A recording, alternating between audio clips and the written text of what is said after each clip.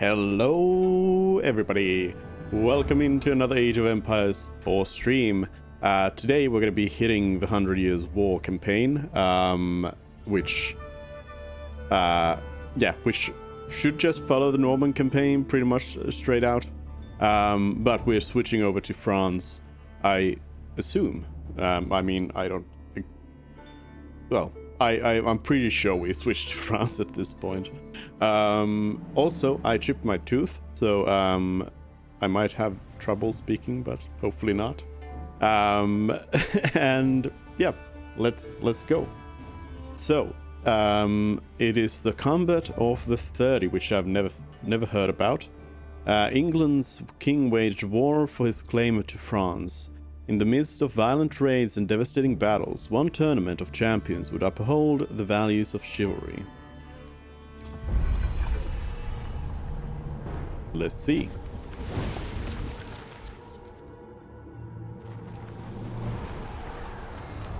In 1350, what we know as the idyllic French countryside was a living hell.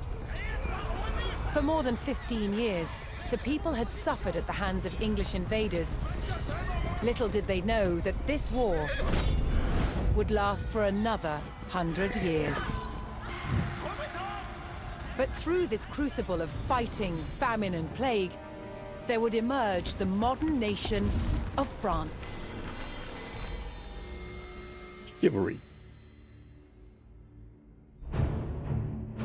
England England's king, Edward III, looked jealously across the English Channel. Wanting France for his own, he had added the fleur-de-lis, the symbol of France, to his own royal standard. This was an all-out declaration of war. And in 1337, he invaded. But France already had a king, Philippe VI. As the English burned their way across the land, Philippe's army and his legendary knights marched to meet them, and came face to face with the English longbow. A simple weapon, but the most devastating the knights had ever faced. The heroes of France fell to storms of English arrows. The war engulfed the French countryside. By 1351, the conflict was focused on Brittany. One fight stands out as a spectacular display of chivalry, and a symbol of the wider conflict between the two enemy nations.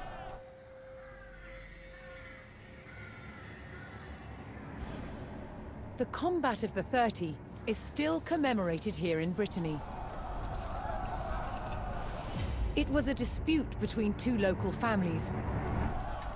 Supported by the opposing sides in the war, the French and English commanders decided to settle it through a trial of knightly combat.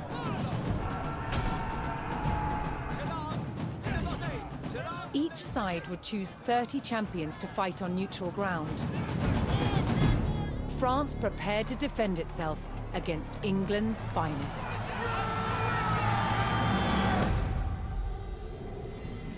Interesting. So yeah, the 100 Years' War never was just like all-out war all the time. But I didn't know they actually had just actual tournaments, which is a smart way of doing this. Although I think this is probably to the death. It's probably still gonna have the people fighting to just fight to the death, but you know, it's something. The French captain Jean de Beaumanoir would enlist 30 great fighters to defend France's claim to Brittany. On the opposing side, England's fiercest champions represented their king. The two sides would clash in an arena of chivalric combat.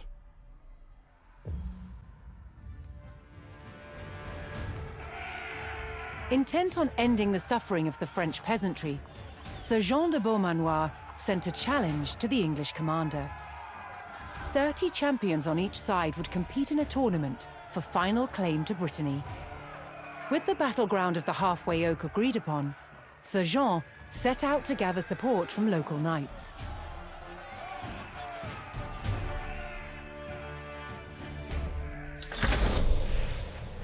I wonder what that banding was.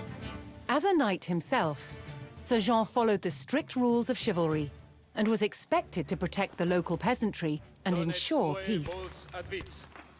I dropped down the graphical settings a little bit, so that's the reason. But I wonder what's causing that. Jean de Beaumanoir. Attack speed up is our skill, and apparently we move really slow. Why?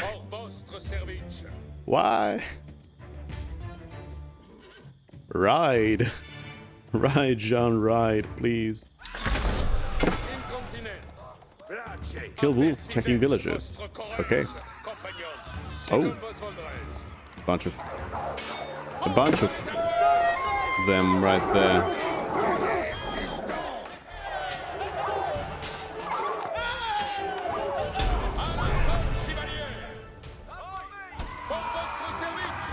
Most medieval healing? tournaments were friendly in nature, held for sport and glory, but the combat of the 30 was arranged between opponents mired in war. English Olivia raids has had a heal. torn through the countryside of Brittany and brought great hardship to the people. Olivia Arel, spearmen with healing. 9 spearmen? What now? Sir Jean spotted an English raiding party attacking a nearby farmstead. Either Rochefort's got armor reduction. We go. Good thing we have those spears so we can take these out pretty easy.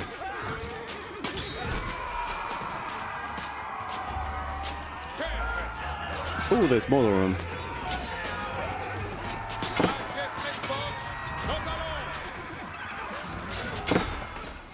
I don't think we've lost anyone yet. Oh, now we did. We did lose somebody.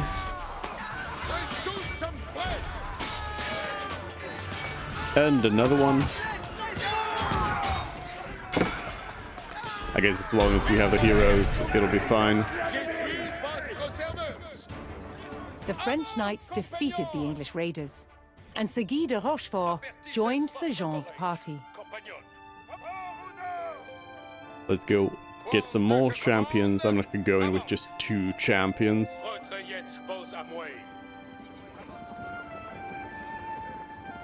I guess there's gonna be one for each of these abilities. Search next brought him to Sir Geoffroy de Bois, whose squires were contending with a detachment of English longbowmen. Defeat the English longbows. The knights would use the great speed of their war horses to charge the archers and overwhelm them. All the abilities.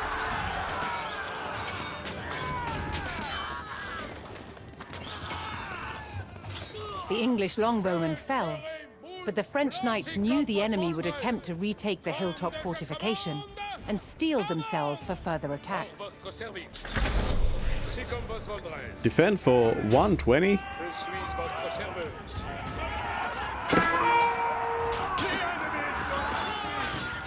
Try not to lose anyone again.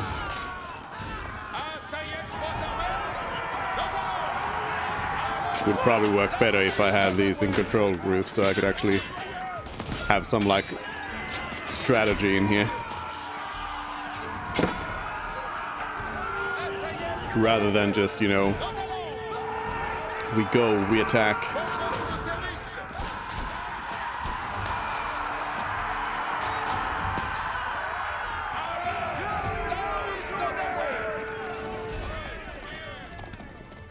So, I actually played, I played one skirmish match, and it was pretty good. I played it maybe a little bit too easy, so it felt a little bit too easy, but I played it as the English versus the French, because I didn't really want to see any other civilizations the way that they work before meeting them in the campaigns and such. So I had like a team of two English and 2 French. Good, that went well. With Sir Geoffroy by his side, Sir Jean had secured the outpost. Wonder if there's anything like hidden here again. But one thing I want to actually check out now is the French tech tree right away, so we know what kind of stuff the French can do. Aggression, cavalry, economy. Difficulty 1 star. The French deploy powerful cavalry units and can boost production in fortified positions. Enemies must be prepared to withstand the charges of powerful royal knights and other armored units. Mounted combat battle with improved cavalry units wielding more powerful weaponry and technologies. Mainland economy.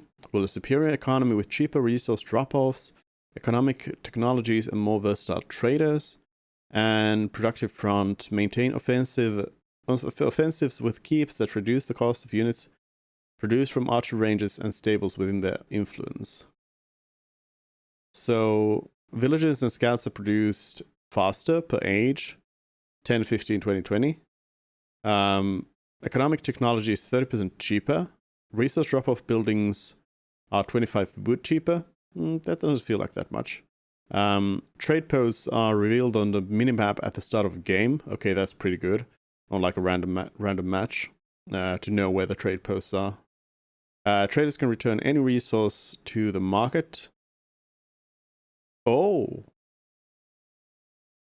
Oh. So that would be like in Age of Empires 1, where you chose what your traders traded in, rather than them just trading gold for you. Except that they're not going to be using any resources, they'll just bring back gold. Or other, well, any resource you want. And melee damage checks are researched for free. That's pretty big. And trade ships return 20% more gold. Like this is specifically big because it's it doesn't say that the tech is free. Or it's not like a reduction in cost. It's just that you get those techs automatically when you age up, I think. Influence. Units produced from an archer range or stable within the influence of keep are 20% cheaper. So, okay, so this influence thing is different for every civilization. For the English, it was that the farms near mills are more powerful.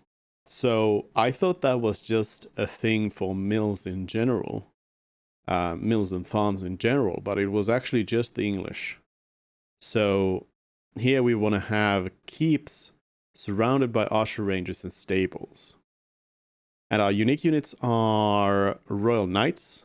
Wait, we have several unique units? Didn't the English only have the longbow? Anyways, Royal Knight gains bonus damage for 3 seconds after completing a charge. So you want to charge around with those. Arbaletier deploy a defensive pavis that provides 5 ranged armor for 30 seconds. So the arbalists are better at fighting ranged units, while the longbows are better at fighting mounted units. And Gallias, a large war galley that has a long-range forward-mounted bombard. Alright. And buildings-wise, we have town center, house. Wait, is that? Yeah, I think the town center was in the feudal age. All of that. I wonder if there are some civs that don't have all of these economic techs. Because both the English and the French have had all of these. Elites over there. The man-at-arms comes in later. So for the English, oh yeah, that's I guess like a unique thing for the English is that their man-at-arms is available in the Dark Age already. Ship stuff we haven't really seen before, so I'm not really gonna look into it too much. Outpost is outpost. School of Cavalry. Oh, this is like the what's it called? Landmark, yeah. So produce cavalry units and all your stables produce units 20% faster, so more knights. Or a chamber of commerce which acts as a market and increases trade or drop off. Ooh, these are both really powerful. Ooh, those are very nice. Very nice. Nothing special here. And yeah, their crossbows are replaced by the arbalists.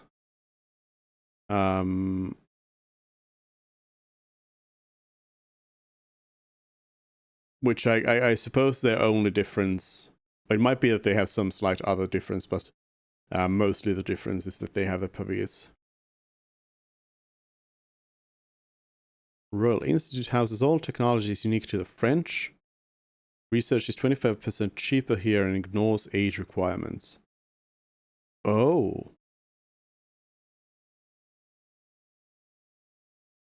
So you can research like Imperial Age unique techs here during the Castle Age already. Interesting. Or Guildhall produces arbaletiers 50% faster and cheaper. Okay, well that's good as well. Both are nice. They have Chivalry. Royal Knights regenerate +1 health every 2 seconds when out of combat. Gambesons increase arbitrary melee armor by 2. Enlistment incentives. French influence by reducing unit costs by a further 10%. Handed saddles. Bonus damage after charge by +5. Reload time of arbaletiers down. Health of cavalry stringer. Yeah, those are all standard. I see.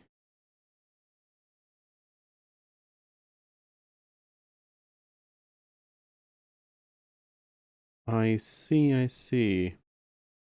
Red Palace. Acts as a keep. Obelisk emplacement that does bonus damage to heavy units, gains 100% sight range increase, and can see into stealth forests. Interesting. Or the College of Artillery. Immediate access to Royal Artillery, which do 20% more damage. Ooh. But, like, wait. It says immediate access, but I guess this is the only access to them as well. So that's a tough one, because you would have a very powerful keep. Or then you can produce very powerful artillery. I think the very powerful artillery is probably better. And then they have the Notre Dame. Alright. Interesting civ. So basically all about the knights and then the crossbows.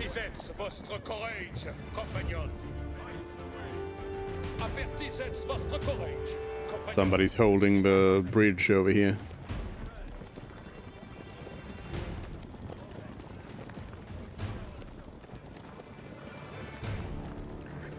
Looking to secure his honor, a young knight held his ground on a bridge in Sir Jean's path. Win a duel? Okay.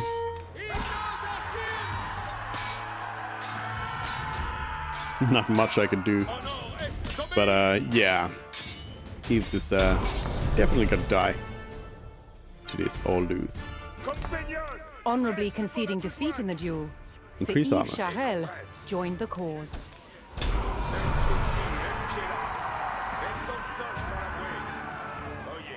Ta-da! I only have 18 though. Didn't we need 30?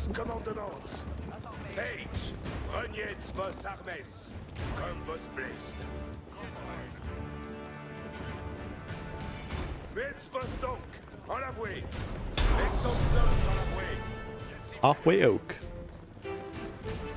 Sir Jean entered the staging area for the tournament, where he prepared to choose which knights would join him in battle. Select champions to combat the English. Each knight would be accompanied All by of his them? squires, young nobles in training to become knights themselves.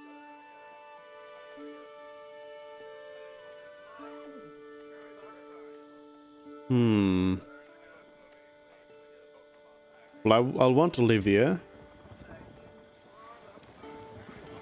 I can only choose 2. Yeah. Review and counter the assembled English competence. Oh. Do they already have some? Oh wait, is this English? Are these the English? Yes, this is England. So are they coming in with all of these? Or are they choosing horsemen, knights, and men-at-arms?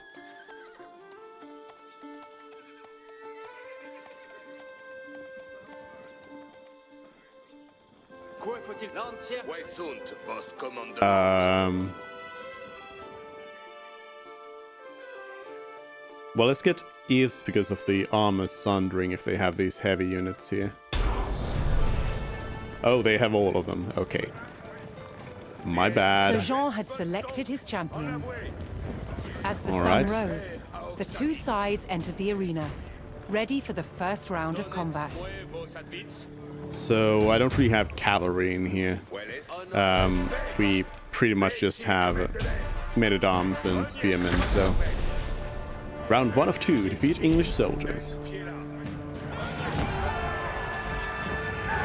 Round 1 has begun.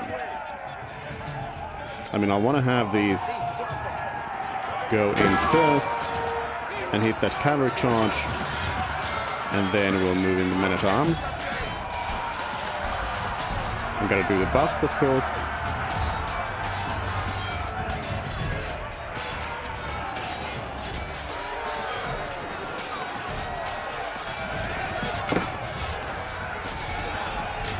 Seems to be going just fine. This one spear here. Wasn't really sure what to do. Bolivia almost died. Claiming an easy victory in the first round, the French champions left the arena to recover their strength. Reinforce units and research technology. Okay.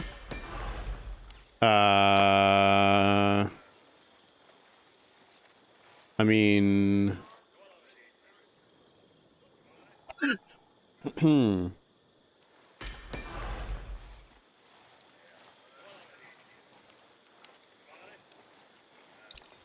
Let's start with that, I guess. I mean, I'll just do all the research, I guess.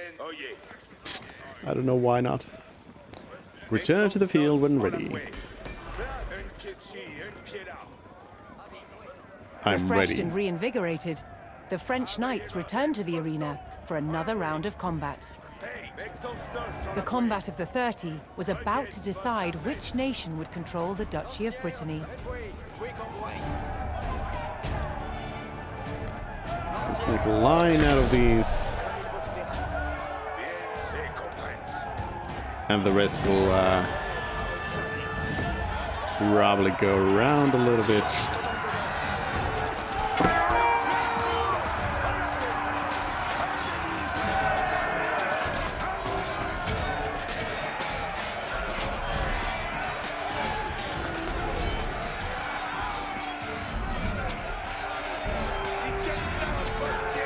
Looks good.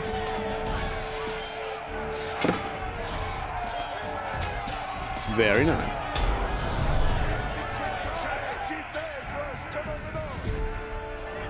Silly English.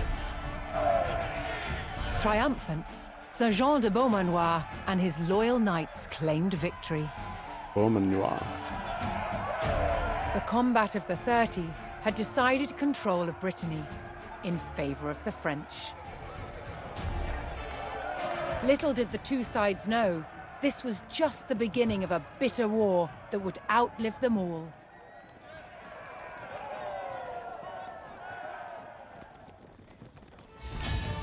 Victory!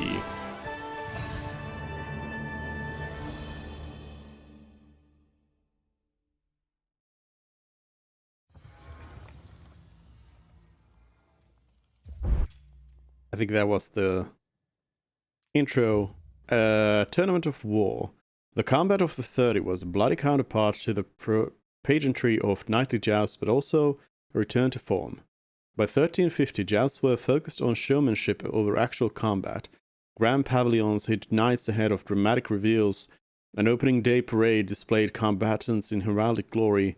Knights wielded blunted arms and competed for a rich purse. But tournaments started as training for war. In earlier centuries, jousts were only part of the tourney.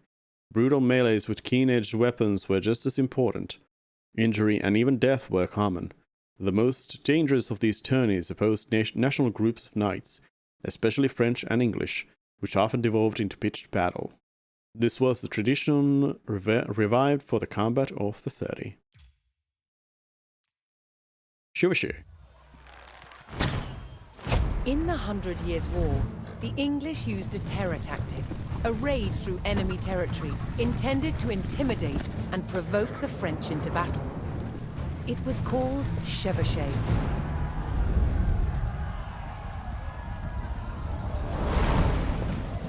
The principal weapon for chevauchée was fire. And one of the ways it was delivered was with incendiary arrows. Challenge with incendiary arrows? Keeping them alight. One type of incendiary arrow was fueled with gunpowder. We've got charcoal, got sulfur, and we've got saltpeter. Saltpeter is the main ingredient. The more oxygen you put into it, the hotter it burns. Of course, when it's on an arrow, when it's being shot, you've got a turbocharged airstream. The chemicals are bound together with brandy, left to dry, and poured into a linen bag. The extra long arrowhead is inserted into the bag and then tied off to secure it. It is then sealed by dipping it into boiling tree resin. This resin, which itself is highly flammable, provides a waterproof casing. It also shields the burning gunpowder, so the wind doesn't put it out in flight. Now that looks deadly, and I really want to shoot it. The art to shooting an incendiary arrow is timing. Too early, and it will go out. Too late, it will spit at you like a dragon.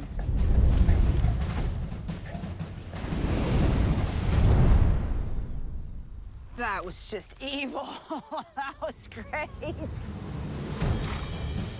The word chevauchée means horse raid, and it was mobile light horsemen who spearheaded the attacks.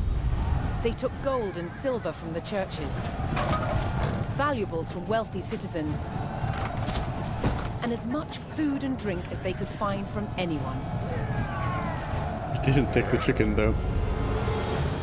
A Just chevauchée the was eggs. scorched earth warfare to create discontent amongst the enemy's subjects, perhaps even to get them to turn against their king. An army on campaign needed a decisive battle.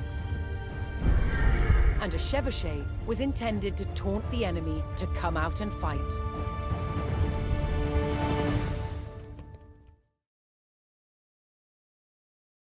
Interesting. Oh, here's some fire. After victory at the Combat of the 30, the French faced devastating raids from England's Black Prince.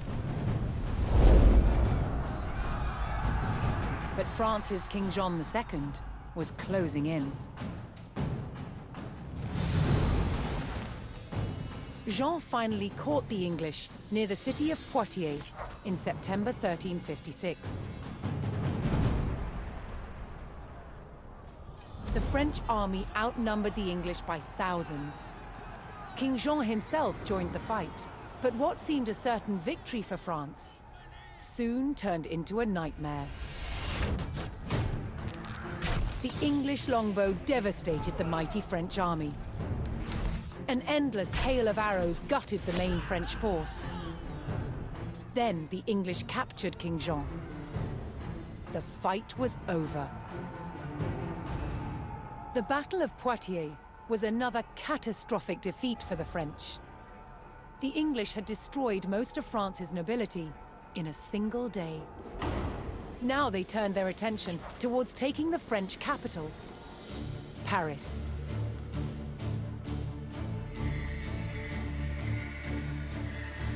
The invaders marched unopposed towards Paris. The remains of some of the medieval walls of Paris still stand today.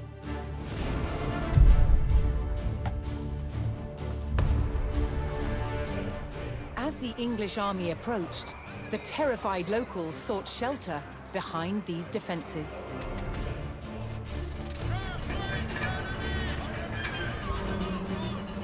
Could France's capital withstand the full might of the Black Prince's army? Siege of Paris. I like how we now skipped over like 2 major battles already in just cutscenes. Being like, hey, this happened, but let's move on. The English were coming for Paris. As Parisians took shelter behind the capital's walls, the French army prepared to defend the city. Only their determination and a few feet of stone stood between victory and defeat.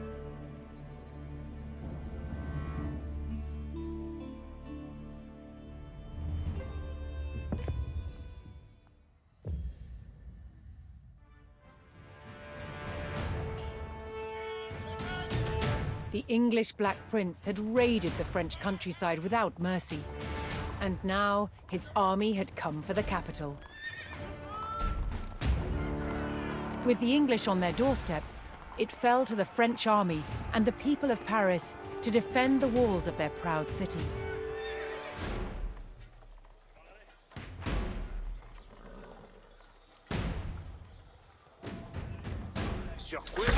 Alright, so these crossbows will have less range than the Hoping to avoid open longbows battle, had.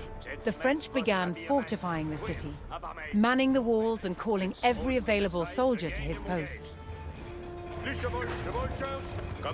Keep that as something out here. We only have houses, it seems. Yeah, it's just houses. Oh, yeah, we have a As the little French bit of a... hastened their preparations, several thingy. detachments of English soldiers were spotted closing in on the city. There's a monastery. I don't have gold for that. Ooh, we have some resources down there. Where do I have a town center? Let's send out a bunch of villagers there.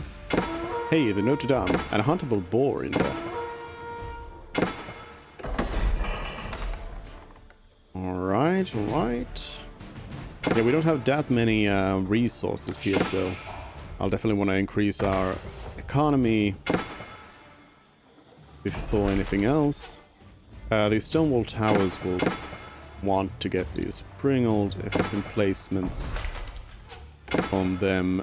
Did we already have anybody in the city here? Yeah. There's a stone outcropping here, but nobody's actually working on it. Ah, here's the guild hall. So this is where we want to produce these abilities. They're going to be cheaper and also be produced faster. Yeah, I want to make sure that we get those mining camps going. Bring your villagers into The English Paris. showed no mercy, burning their way to Paris via 3 routes, each of which was home to villages and farms that supplied the capital. Yeah, I'll let them die. If they die, they die. Longtemps va-t-il demeurer? Veuillez jouer besoin de votre commandement. Here's just a keep.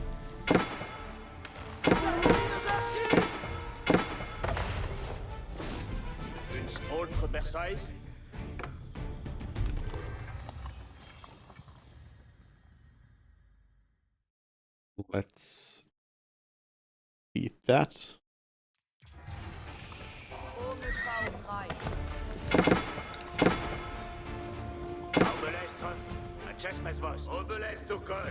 I want to make sure that the obelisks are going to be out there ready to take them on. Alright, we can upgrade this. I should also build more of these towers. Let me grab one villager to be our military engineer here. It is 200 for one of those. We don't have a siege workshop, but I'm not sure if we want one. We'd just be building some springles out of that one.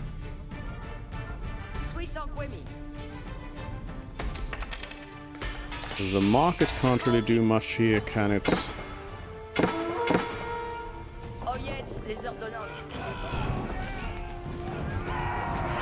Whoa.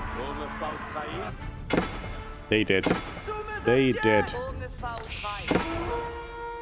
Alright, let's place down more towers.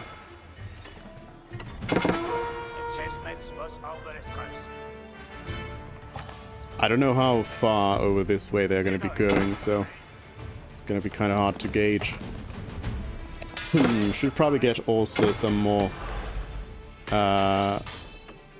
knights over here, or rather any knights. We got a group of Royal Knights, and we'll also give those upgrades.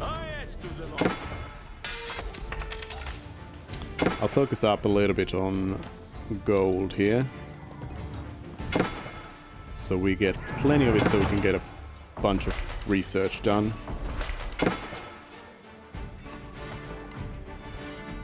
Which will help. I also probably want to just go ahead and move these villagers inside the city.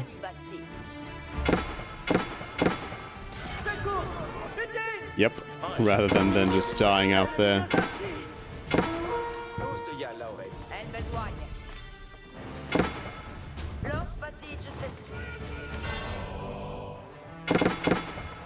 I had one monastery out here, but I don't think I can... Yeah, I think it's lost now. But we can probably do it without it.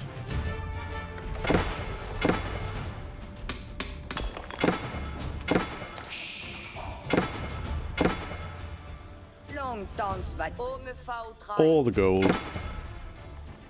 Right over here as well. Let's build another tower.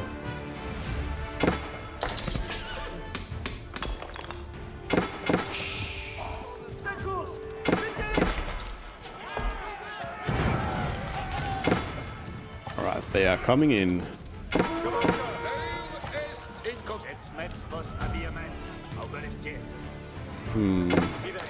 Oh, place down those there.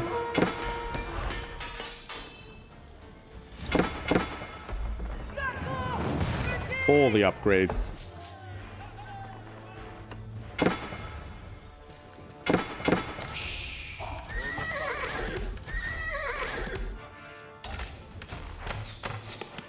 As the French continued to rally their army, the English took the last of the surrounding villages and had almost encircled Paris.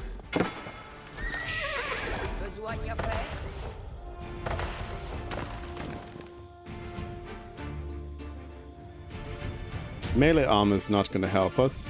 These cantled saddles, perhaps.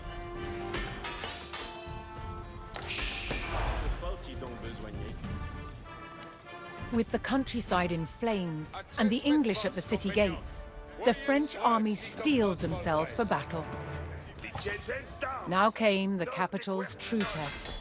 Would the mighty walls of Paris hold against a fearsome English siege? Defeat the English attack waves. Oh, they have organized themselves quite nicely here. The Parisian Guard raised the alarm as the English began their first assault on the city walls. Yeah, so they are attacking from every side. Here they have kind of their first attack coming in.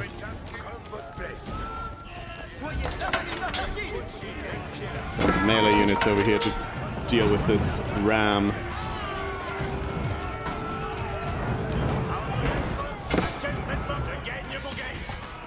Yeah, it seems like these arbalests really don't have much range. Okay. Back. Oh no, the knights are stuck. No! Not my knights.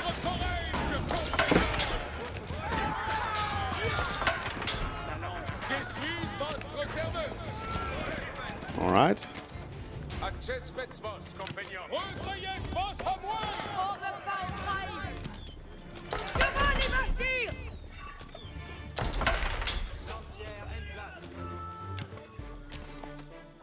More stone. More stone is required. I'm also gonna need more wood. Another town center probably wouldn't be the worst idea.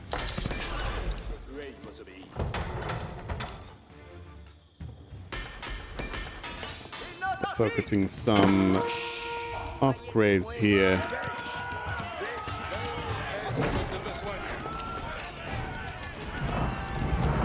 Gate's not looking too great.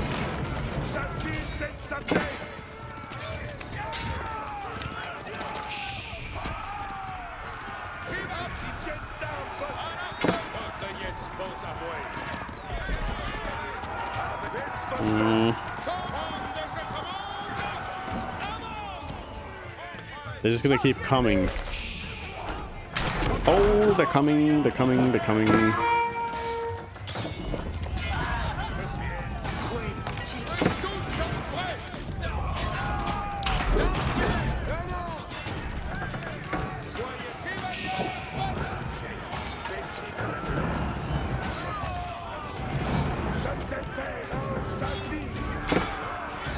I need to try and send my melee units up there.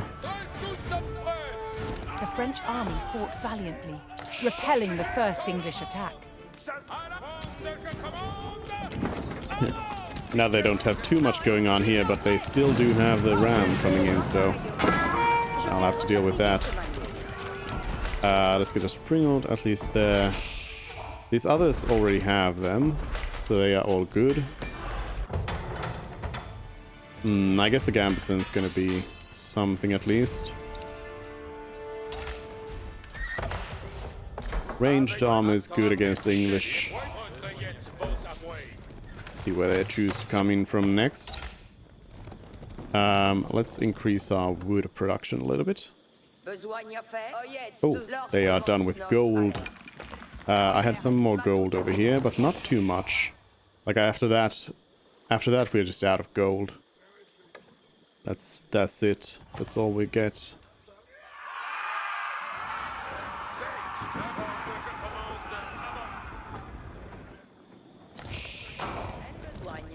So I'll have to try and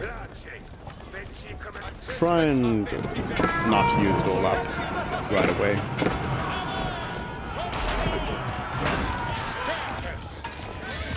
Alright, knights can take care of the archers first. Then we'll destroy these like so.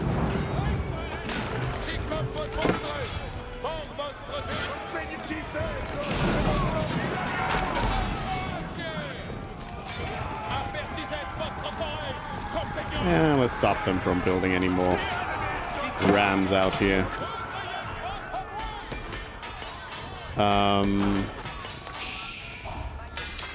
I think we are pretty good technologically.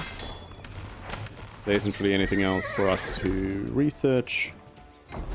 So it's all about just making sure that these emplacements are good. We don't have stone. Oh yeah, stone. Stone got used up. There's this still says 1500. There's a few towers or then a keep. 2 keeps, I think. No, 1 keep. Or a couple of towers. Probably want to go for the couple of towers.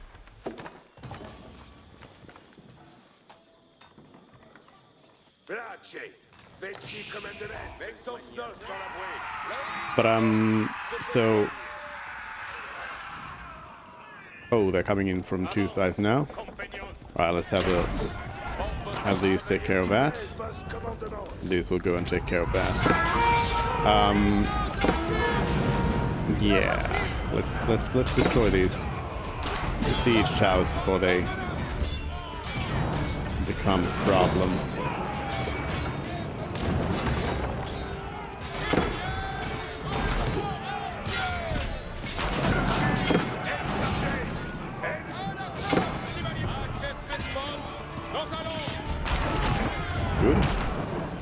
So we have used up basically all of our gold, so the French defense of their capital held firm, wearing down the English invaders one by one.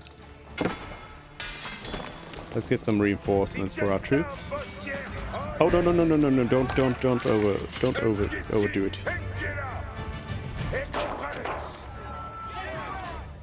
Do not. I'll double up our towers.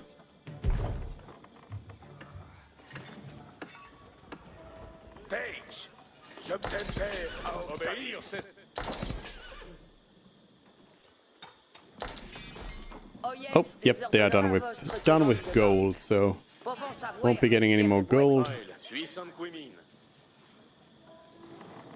So it's QA for more farms.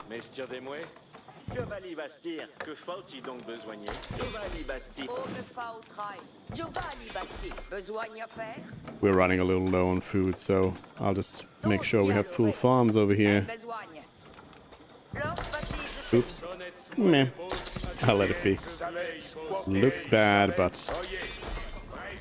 I'll live.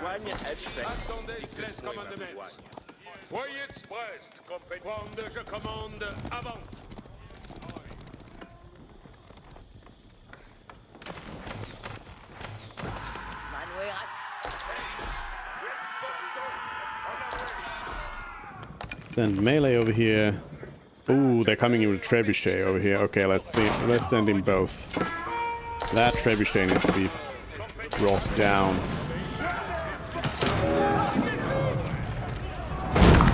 So I'll be sending my knights straight through.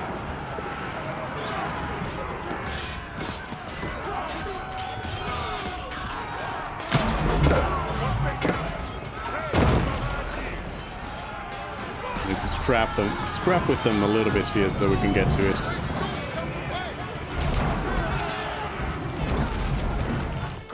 Okay, and then out. Out, out, out.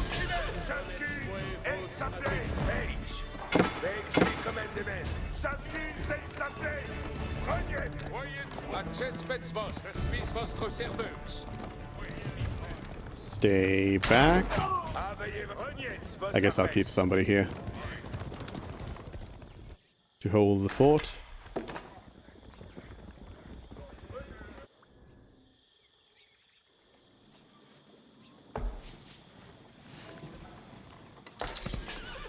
Yeah, survival techniques is not going to help me in any way.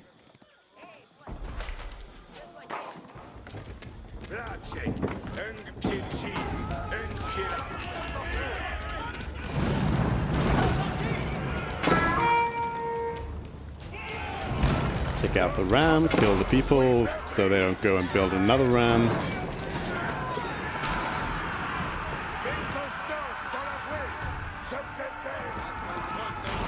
Okay. Coming in with their own knights.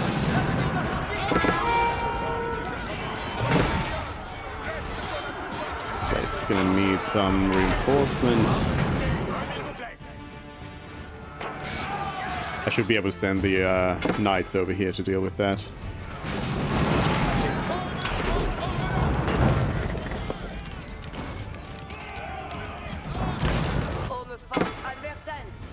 Alright, we're out of stone as well.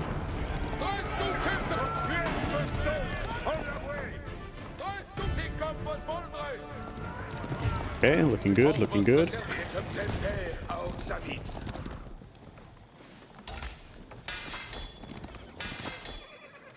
We can still mass out some heavies with what gold we have left.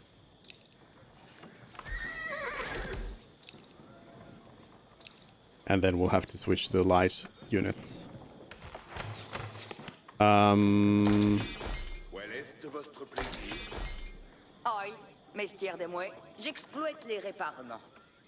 gonna make sure that we have everything being repaired correctly.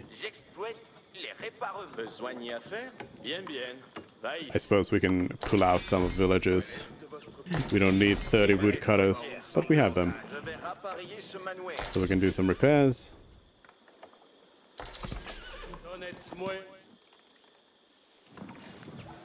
I don't know if I'll build any more towers. I mean, the repairs are not going to cost that much either. I don't know.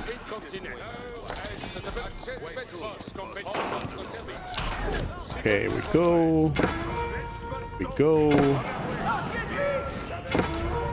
The infantry is good against the siege towers because they can actually go on the walls themselves.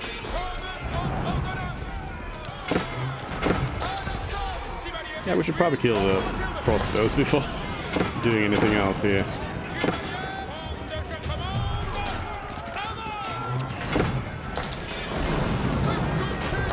Good. Pull back. The enemy grew ever more desperate. as their ranks thinned and their hopes of victory faded. There should be like a automatic repair function. Auto cast on the repair.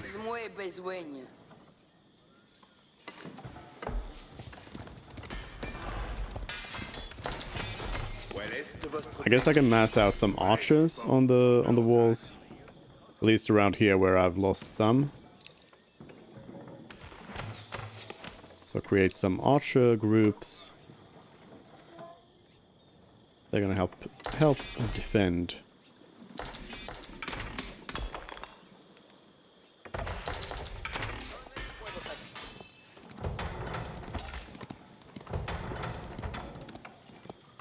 Wait a minute.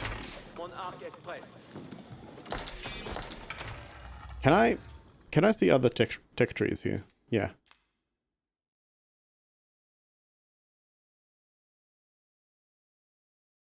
Is it that?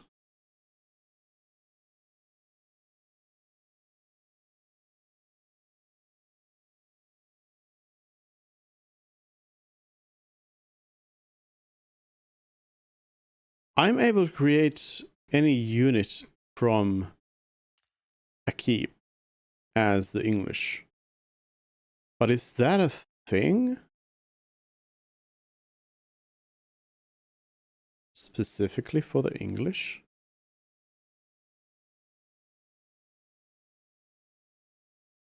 I'm not seeing it here as a specific upgrade for the English, but maybe. Strange. Strange.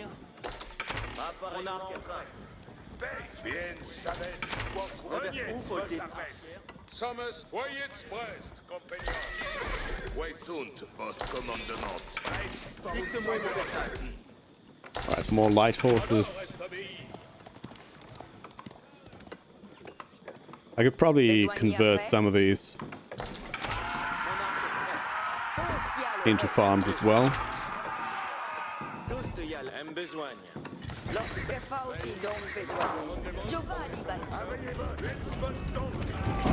Oh, mangonel. Oh, that's gonna be bad. Oh, try to stagger and just go for the mangonel.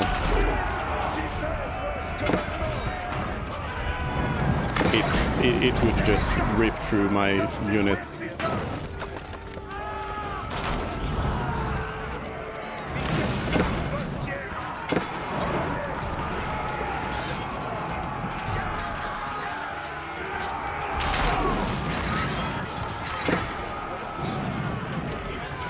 It is specifically for like countering massed infantry.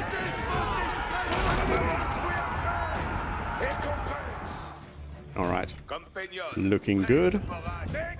Let's produce some more spears.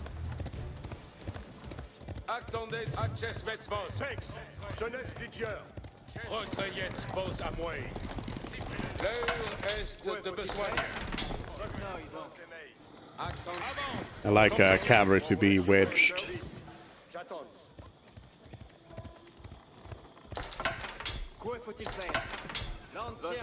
For spears, actually a line formation probably isn't too bad of an idea. To have like a spear line in front of your other units to defend against any sort of cavalry charges and such.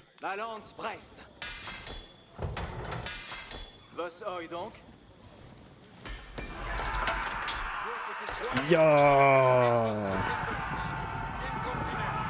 2 trebuchets. Alright. They do have a bunch of spears here, but I think actually my I'm going to trust that my archers are going to be able to deal with those.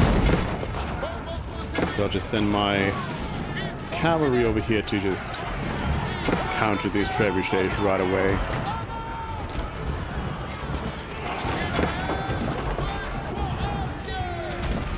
Just destroy them and run away, because they're getting hit by those spears real hard.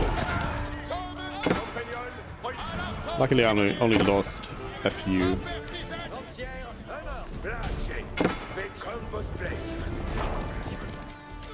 Few knights. Alright. I should also reinforce this side with some more archers.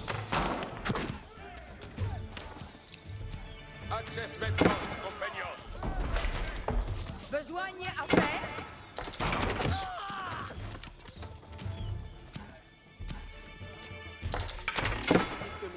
Trebuchets really are a scary type of enemy.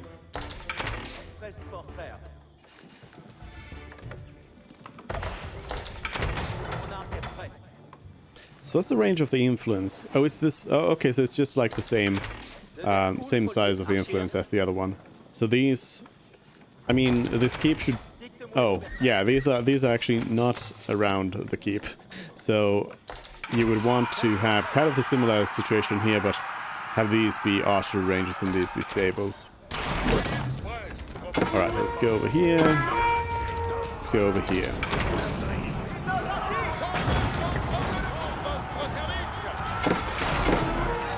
I'll go and hit these archers first.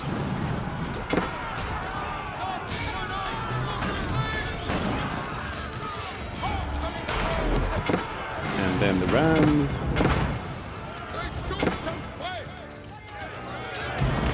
Although the walls of Paris had been breached, the French could still hold the city. Wait, so the long walls as had its been. mighty Oh no. landmarks did not fall. Oh no. Okay. Bad.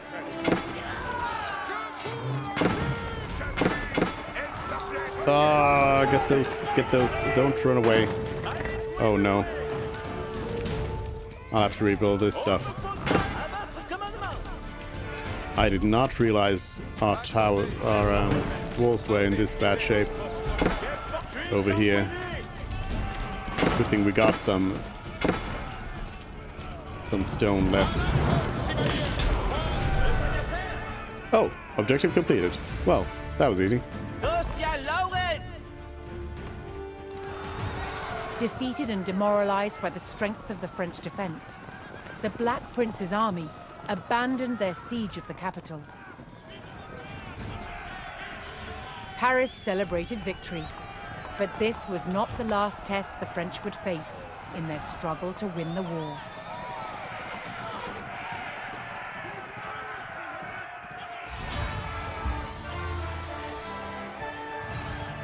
Victory.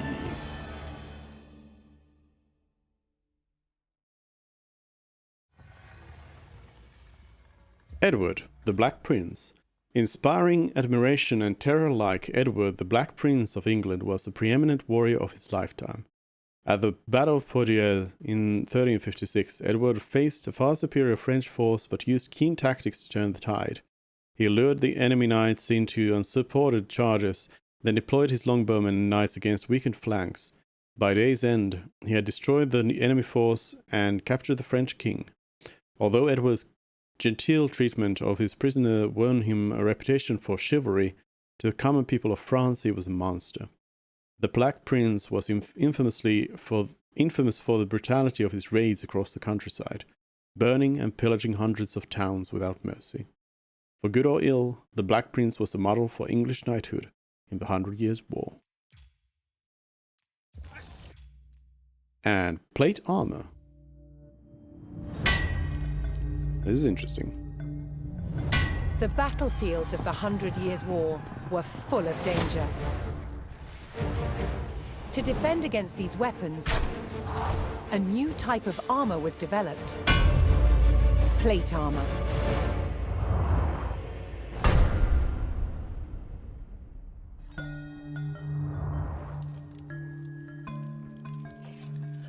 Plate armor clad the knight in an articulating exoskeleton of hardened steel. A hard outer shell that still flexes and moves with the body. It provided impressive protection and was an extraordinary technological achievement. Now, one of the ways that armor gets its strength is through shape. Both of these pieces are made out the exact same thickness as steel, but I can show you there's one stronger than the other. Here's the one with no shape. You see it buckles immediately. If I swap it for one that's been forged to have strength and shape, you can see it's much stronger. It's going nowhere. It wasn't just the shape that gave it strength. It was also how the metal was treated by the armorer. Now, the benefits of using heat is it obviously makes the piece more plastic, more ductile, lets me shape it. But the fuel also adds layers of carbon into the outer surface. This helps me increase the hardness and strength of the material. The art of the armorer was being able to judge the temperature of the metal by eye, managing the heat to create resilience in the metal. The combination of heat-treated metal and rigid shapes meant that armor didn't need to be so thick and heavy, making it much easier to fight in. But good quality plate armor did have its downside. It was very expensive. Now, not everyone could afford full steel plate armor. For the common man, there is the brigandine. Now, these are made up of overlapping steel plates that are then riveted through a textile outer. This gives you a much bigger range of movement, but is limited and is not as strong as a full steel breastplate.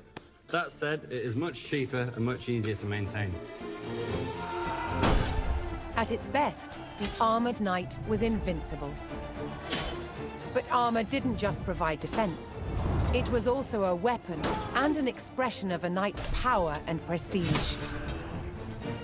Armor transformed its wearer into a work of art.